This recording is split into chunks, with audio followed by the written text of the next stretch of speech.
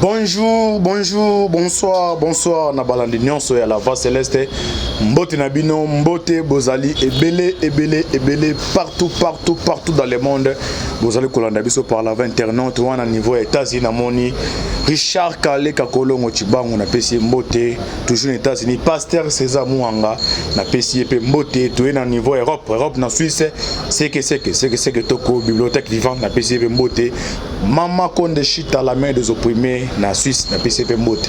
Na France to moni Mama Kabasi Charlotte. Belgique Mama Dédé Charlotte Bozana. Asie Océanie en Afrique sans oublier en République démocratique du Congo ezali ndeko na bino Moïse Maoka Antibal l'émission na bino bolingaka toloba to koloba otosalaka décryptage ya actualité politique na bossa interview na pesu mbote mingi na ndeko caméra humaine John Maboke Benoît c'est ma caméra na ndeko frère Alvin Beativi ndetoba toujours Lola ezofuta sima tokoloba njamba boyo tokozaye wapi na PCB mbote sikazali bo pesa biso merci de pesa biso confiance na kati na voix céleste pour na bozwaka actualité en temps réel si j'ai ou soit témoin to sur la biso mino lelo awa Kabila prépare un coup d'état.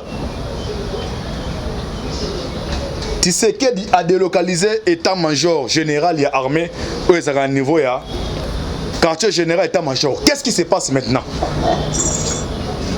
Nicolas Koleka qui bon mon tension entre les deux partenaires pardon oloba komi les deux adversaires nana kolonga bitumba oyo Kabila koyeba mikanda na ba président africain que non ceux qui Tshisekedi a beaucoup respecté encore instabilité au côté. Qu'est-ce qui se passe ni netini na Tshisekedi a fait ça ordre qui j'ai état major armée à déplacer na to limbo la bino na muki on tama pesi bito sala analyse politique na ba décryptage na ba kana ba formation pesa boy besika tozali tozawa pi tozo kenewa pi tokosuka wapi avant d'abord to ba on Kabila bani d'abord komela ba généraux mukanda a komela ba généraux pour ko diaboliser ba pour ko intoxiquer bango que non ndenge zana bateni na bino ba ration na bino bilo na bino Tshisekedi mon enga na zalaki lelo so komi boye parce que ça boye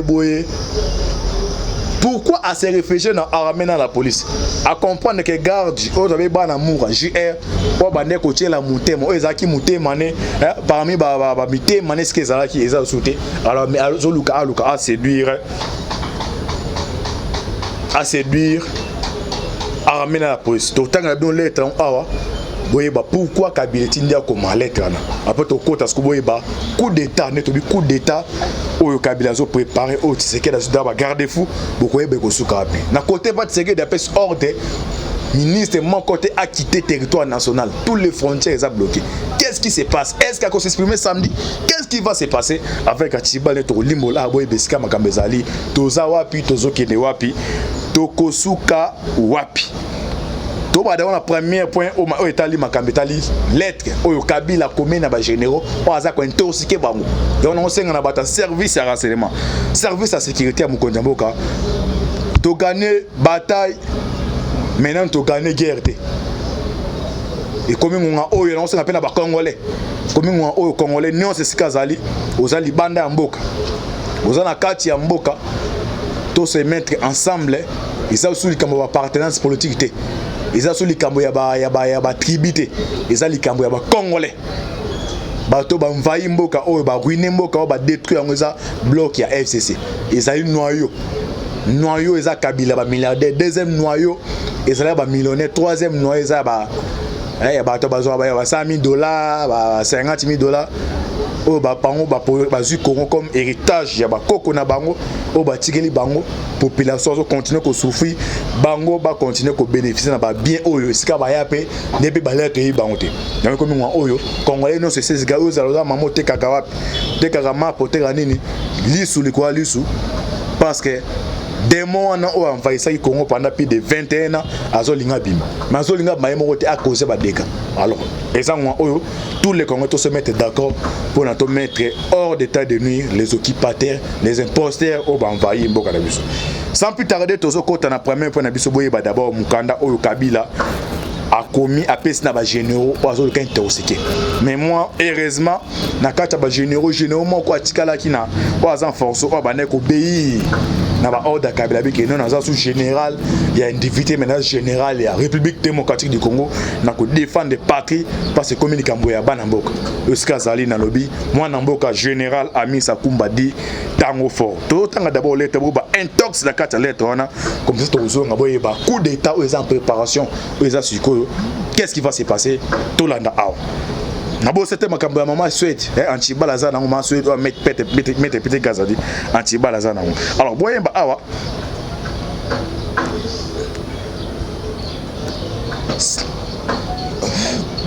ba bien ngo stratégie ngo kabiliser stratégie ya politique à terre pris a komeli na ba forces armées na la police nini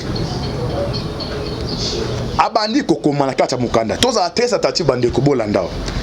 Chers compatriotes, chers compagnons d'armes,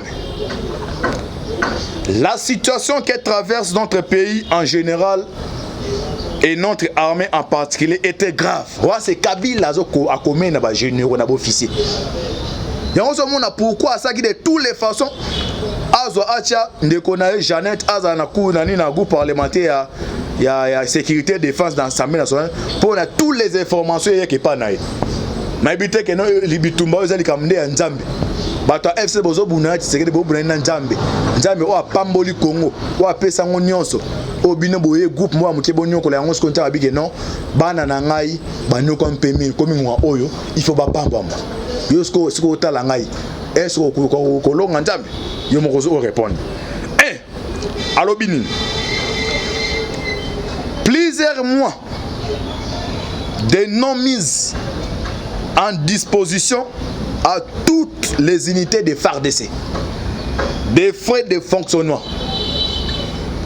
des fonds techniques, des fonds de ménage, des fonds funéraires, rendent ainsi nos unités incapables d'accomplir leur mission, sauf pour sa garde républicaine.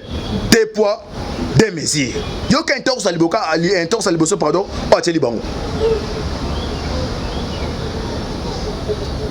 Keba moise belé wa Babilo etali bambongo ba fonctionnement a occupé binoté mais natang no bande occupé bango na nini Kabila mais a occupé ka JR nae mais JR on va d'amour na so sali bato aboyi bato belé na ba marche politique et c'est ça la police a coquité c'est pas d'amour na oh yo muto former bango ou le former bon pour pas protéger ba congolais yo former qui bon pour na ba congolais le lo comme quand on ba d'amour wana plusieurs mois de non-paiement des primes à toutes les unités engagées en opération, manque de produits pharmaceutiques, ainsi que les retards de plusieurs jours dans la paye de nos soldes, sauf pour sa garde républicaine. On a deuxième intox. Ba foutu de ça, ba namour, mais bino ba fouta binoté. Azo lukani ni wana on a bien que coup d'état en préparation. Yango tiseki da campagne mba on a délocalisé quartier général et armée à Boyeba awa avec Atiba to bato qui n'est pas sukabe. 3. Manque de dotation en équipement individuel. Tenue militaire, bottines etc. Désormais c'est chacun pour soi. Manque de charroi et autres matériels, etc., sont pour sa garde républicaine. Abibozan a tenu seulement la montée. Ah, Kabila. Ba policier oyo tiki on a pendant plus de 18 ans. Policier zaka kangyobo sur la mulunge tellement. Olo kangamaga mozima là dessus ya tenu ya policier oyo tiki condition tikeni. Le lozo ba mangamba tenu. Ni nazo lukana kati ya FARDC na armée. Les miroirs des oreilles, bino banek botala, surtout na bata service à sécurité mukota mboka. Ayo komi kama misundeka. Kabila senti mabezo e panae. Asa comme un terroriste. Bon mon un terroriste c'est bazo luksa ba kangae.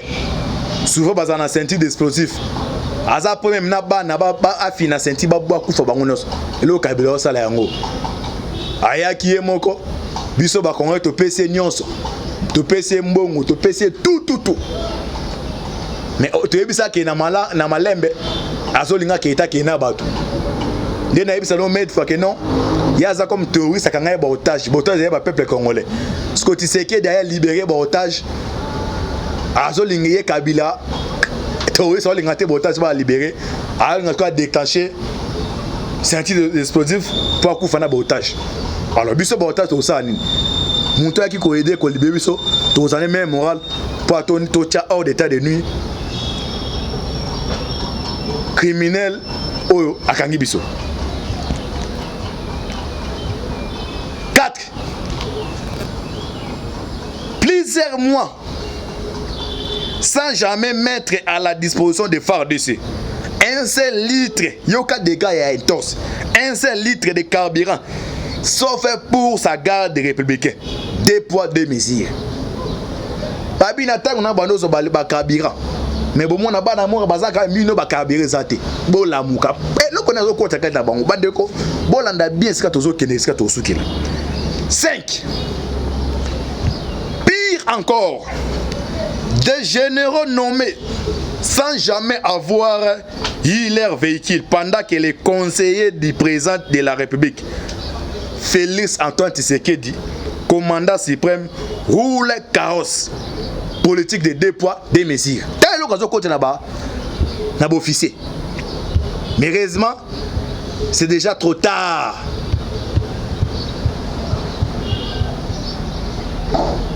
Quelle que soit la durée de la nuit, le soleil finit par faire quoi? Apparaître. C'est le soir qui détermine l'origine. Si on est fils de la maison. Kabila a démonté na face ya monde. Communauté internationale oyo mende. Oyo monde awa bando baba discours ne. Je suis le descendant de Shimo Kimbangu. Je suis le descendant de Kipavite. Les conseils oui. Mais les gens nous sommes un pays souverain. Le loyo akomo ko ba mukanda.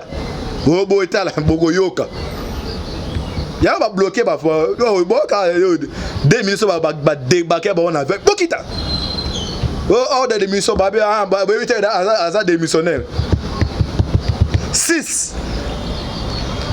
Plusieurs mois, pas de rations pour les militaires et les récrits dans les centres d'instruction à la base de Kamina, à la base de Kitona, centre de Moura, etc. Pendant que chaque mois, chaque militaire de sa garde républicaine. Ah, et l'ongo yayo, bana mo balongo yayo. Bo karasoni Kabila, o karasoni. Chaque mois, chaque militaire de sa garde républicaine reçoit un carton de poulet, un carton de piodi, 5 litres d'huile, un sac de riz, du sucre et $110 2 poids 2 mesures. Azoko taba officier na FARDC Céline. Dans des cas intox. Pourquoi tu essayes de délocaliser le quartier général? Qu'est-ce qui va se passer? 7. A toujours na kati ya lettre oya commune na ba généraux intention de kota bango. Des généraux nommés est affecté à de nouvelles fonctions mais sans recevoir un seul francs congolais, ni pour leur installation, encore moins pour les déplacements en fait des régions de leur nouveau poste. Chacun pour soi. 2 poids 2 mesures. Toujours un torso Kabila so coach na kati ya ba JR. Yone to ba tseke da déroga kije. Pas kije ya fa les a pembeni ya Union africaine. Qu'est-ce qui se passe? 8. Depuis la semaine dernière, avoir délogé les officiers de l'état-major général de leur bureau, y compris le patron de l'armée, le chef d'état-major. Le bureau et le chef d'état-major et FARDC et Kangamana Oya. Tu sais qu'elle a que non, Bolunga, non, Boza, hors de sécurité, Bolunga. Parce que pourquoi les Kabileza sont préoccupés? Dessous des classes, Oya, Zaki Nango. Congolais, to fungola misu. Ba Égyptien oyo ba sentir que non. Bazo bimanakati ya corps na bengi la République démocratique du Congo. Ils sont en train de sortir bazo bima. Ils ont des pasteurs à bimela à pimela milimo mabe. Ezo bima. Et azo bima zo gang azo dénoncer. Kabila to yeba ka lobaka te ma comme koloba. C'est que Azan a difficulté. Dès qu'on a toujours un combat à bourse bandeko. Pour na koko esa mutu karo et c'est un terafo et commencer à 9e round. Même premier round au mona Mike Tyson. Ça beto droit ko e karo ça les bituma politique ezali. Et comme Kabila il est maintenant difficulté. Ne kutu dans nani Mike Mukeba ya lobaka. Topé c'est même temps qu'on réfléchit, t'es temps à la tête, toi achevé tiens quoi. Il est maintenant difficulté. So moni makabo akoma agité boy. Bazan difficulté. Bazo tala nyonso ba yi pona Congo batongi ba immeuble ba construire belé. Alors bilo côté zonga na caisse à l'état. Alors photo sangana. Tout ça likopa, to défendre des intérêts na biso. Yon ba créer loko ba bengi ya FCC. Eza clair bo ba créer pona ba intérêt na bango na famille na bango. Intérêt à Koiba, Boyoki, directeur général ya RVA, Azan pour ça makala po ani Aibi 14 millions. 14 millions Aibi en otala dege bato bazali. C'est ça FCC. E ba kuta daka mwana mwa ndeni yo ibe comme ngai ba yuma wana ngai ibaki 5 millions. E ba kuna yo ibeki oyibaki mukie. Ngana ibe 14 millions. Bongo ye moko. Yeme ye kutu yeme kutu ntambende. Donc, conglomérat de voleurs, de criminels. Ils vont ressentir la guerre de la loi. Le peuple congolais est maintenant debout. Bon, on coupe. Les autres engagements ont relâché pour ces bandeko. Inutile à Kobenga pour intimider, c'est notre patrie. Ils ont mboka ba kondi montolu ya ba ko na biso. Atanga le lobo pour éliminer ngai. Mais boy ba keza en génération déjà la muki. Bundati totika histoire na génération bano baroya que non soki le boza en pebwe ezaki biso mtolita ki pona Congo za libéré. Alors tous se mettre ensemble pour tout déboulonner bateau. Donc 8 alors binini depuis la semaine dernière avant Tshisekedi a délogé les officiers de l'état-major de leur bureau y compris les patrons de l'armée et les chefs d'état-major général du bâtiment occupent depuis toujours sans les trouver de nouveaux bureaux. Tshisekedi a si c'est un symbole. N'a pas su ordre dans 72 heures au quitter bureau. Pourquoi Tshisekedi a pas ordre? Message au Fatia au Pesa après consultation. Katumbi ezaki prévu à bête à 2 semaines. Mais Tshisekedi se zonga na Katanga. Boye bakiunga sali message, asali message sali nini. Bemba zana niveau Équateur. Qu'est-ce qui se passe?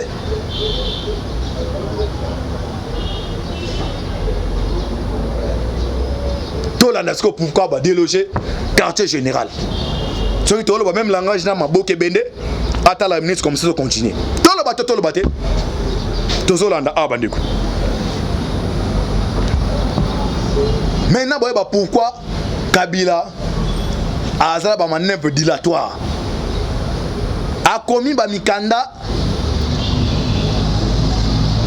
na ba pays ebele. Que non, tala Tshisekedi azo respecté le côté, azo respecté le côté. Tala. Pourquoi Tshisekedi a le jeu a délogé état-major.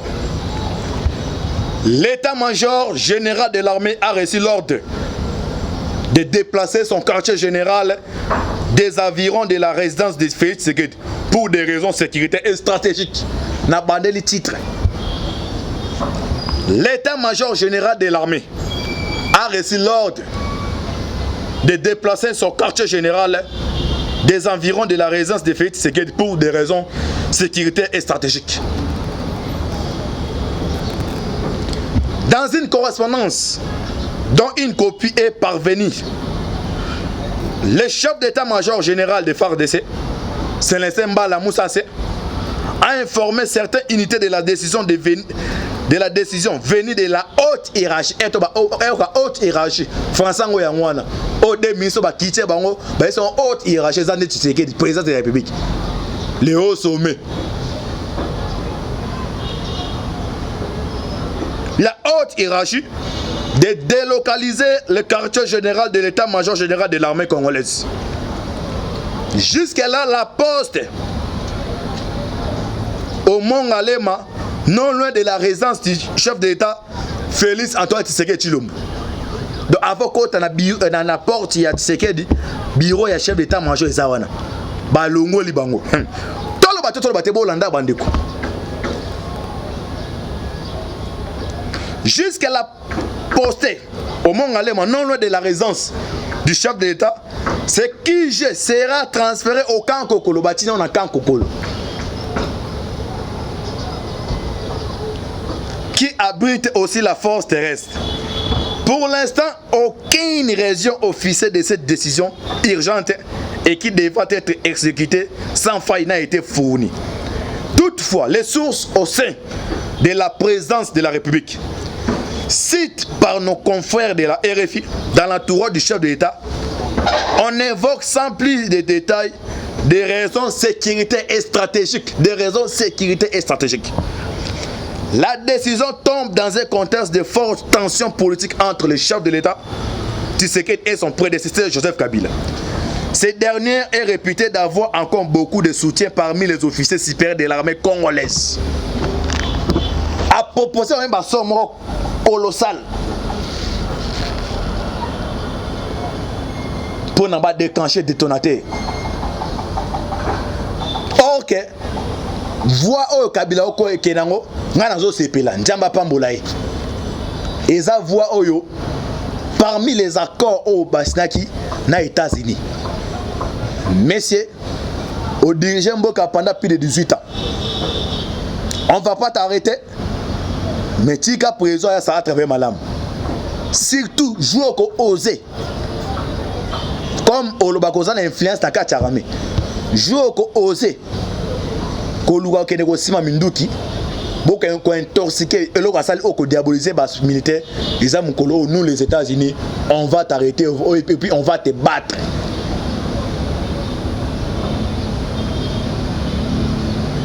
Siko boyeba. Tshisekedi a révélé nini. Spekegwel, pardon. Vous allez journal allemand. Qui me a fait quelques révélations. À travers les révélations, Totang a le peu de limo na lingala. Par exemple, le bateau avec un tibal. Hein?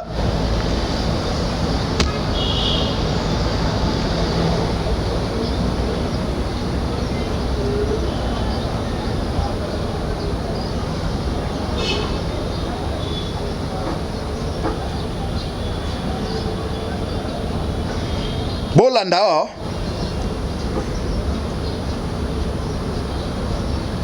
ndenge masozo betama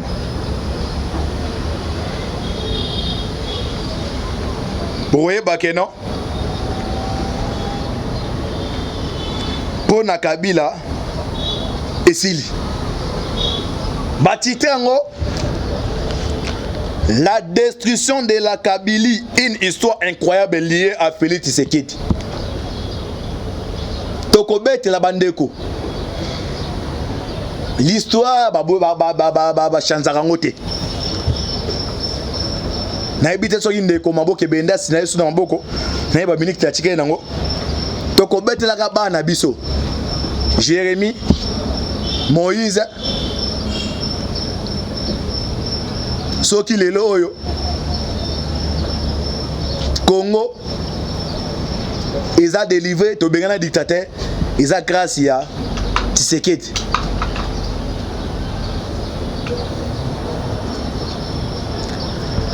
La destruction de la Kabylie, une histoire incroyable liée à Félix Tshisekedi. Sans l'odeur de la faim, le visage traduisait la tristesse, la peur, la mélancolie liée à la perte du pouvoir, lesquels ravis par un fin stratège qui accède au pouvoir sans armes, ni un soldat, ni un policier.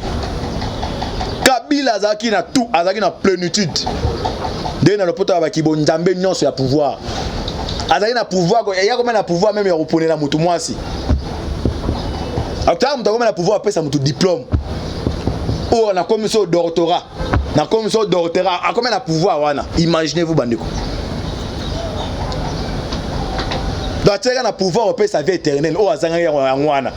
Na pesa vie éternelle et le kazanga ya mais nyonso zaki dans. Alors, n'est-ce pas ça 2 ans? Tu sais qu'il y a un bikina papier, mais arrivé qu'au déboulonné.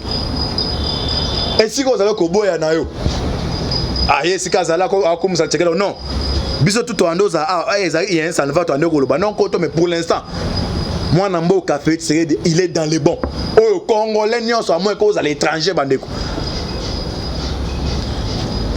À moins cause à l'étranger, mais Congolais nyonso et si Kazali. Atoko boya mais mon akata mutema. Kombo ya parté limweti, kombo ya parté, aza parté limwe. Aza étiquette limwe comme un dictateur.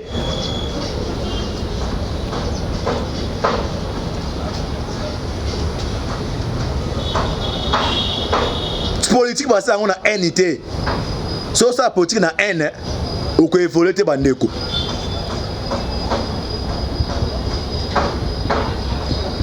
Tu devais faire ça gagner tout bandeko. Il a maintenant tout gagné.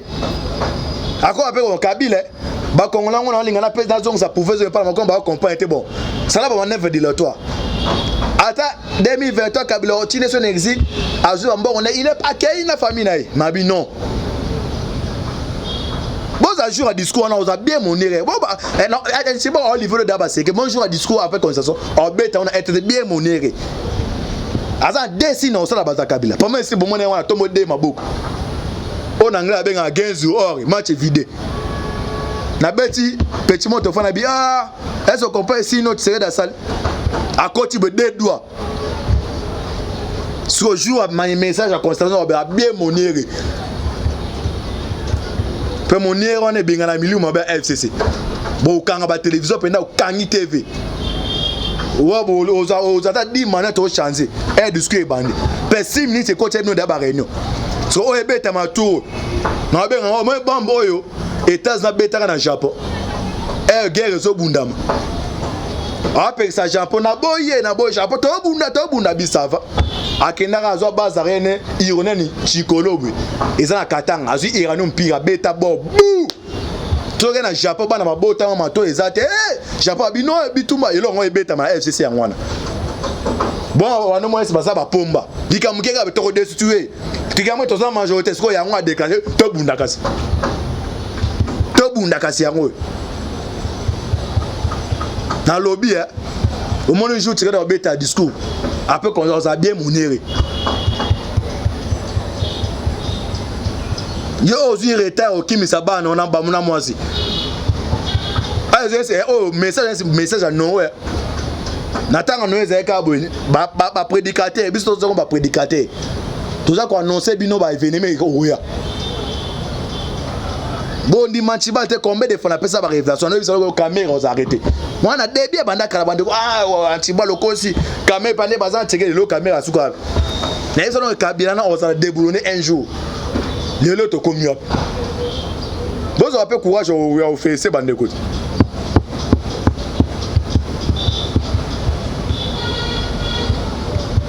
Tous enlever ma casse. Tous simbana. Tous la appartenance politique. Ce qui nous unit est plus fort que ce qui nous divise.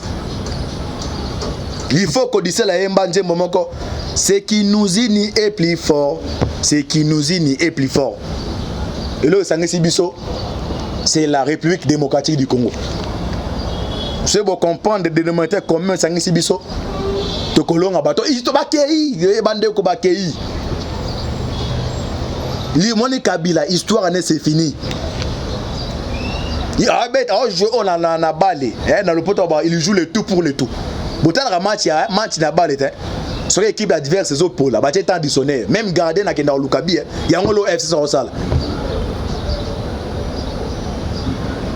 so ki match beta banda pour 1 minute 90 minutes au tébité. Na 30 secondes attend de sonner au Tchabi. Il y a un lobe on va comme là. donc nous ko d'aba kati muto alukaska otika venir na mais tous à mobiliser tous se mettre tous à debout pour te boulonner to prier ma casse pour la RDC to prier ma casse pour la Konjamboka pour l'Angelo Azola Angela moko au bout de négocier là ezaki ah non Tshisekedi azane mwana mboka mendenga sangana Tshisekedi na kabila sko yango ba ba kabon sko changer sous la rage deni oyo ko ba na papa c'est yo za mbriye ah initi même obenga ngoti o tuna wa mbriye professeur ngando ba me baza tana des élèves o bazo comprendre cours kazo na bato bazé belé melo monte ya no molito ekomi ah ils ont sous le combat forcé té hein ils ont sous le combat forcé té Njamba Molabino, merci Mingna, Ndeko, John Maboke Bende, na équipe on va la voix céleste. C'était votre humble serviteur Moïse Monkatibal. On a aussi un décryptage de l'actualité au Tolimbo Libiso Nabino. Ce qui te permet de regarder sur le Tolimbo Labino, le reste à Makambo. Njamba Molabino, affaire à suivre. Ciao.